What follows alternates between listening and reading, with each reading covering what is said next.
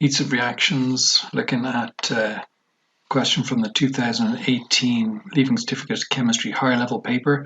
It's question 6, and this is the question that we're having a look at now. So first thing I do when I'm doing a heats of reactions question is bring in the formula that I'll be using. Okay, so write out the formula that you'll be using, because this formula isn't given in the tables booklet. Okay, so this is the heat of reaction equals the sum of the heats of formation of the products minus the sum of the heats of formation of the reactants.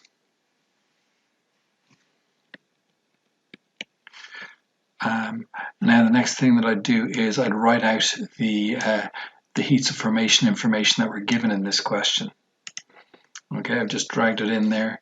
It's this. I'm just circling in blue there. Heats of formation in kilojoules per mole, and make sure you give the right number, the right value to the correct or the corresponding substance. Okay, so that's the key importance in these questions, that you don't mix up the values and the substances. Okay, so make sure they correspond correctly, and make sure you've got the signs, negative where it's meant to be negative and positive where it's meant to be positive. So then it's just a matter of plugging values in. Okay, so we've got these are the products over here on the right, and on the left we've got reactants, so they kind of swap around in this formula. So here's one I prepared earlier.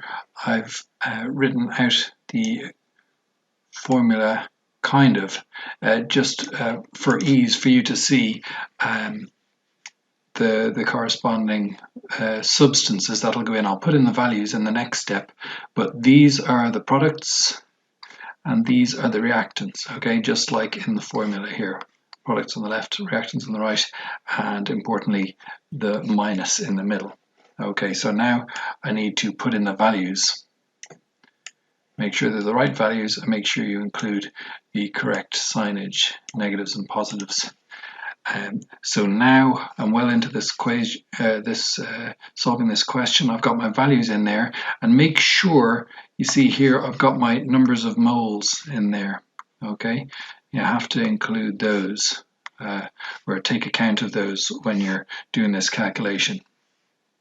Okay, so they correspond to the numbers of moles in the balanced chemical equation that we were given. And then it's just a matter of inputting that into the calculator, and then you arrive here where we've got a negative and a negative and a negative. So this here, negative and negative, becomes positive, so we're adding this value here, 22.8, to this negative value. So the negative value gets smaller, and so this is our answer here, and the units are kilojoules per mole, and that's it there. So the key thing is remember the formula, write out the formula beforehand so you don't get confused.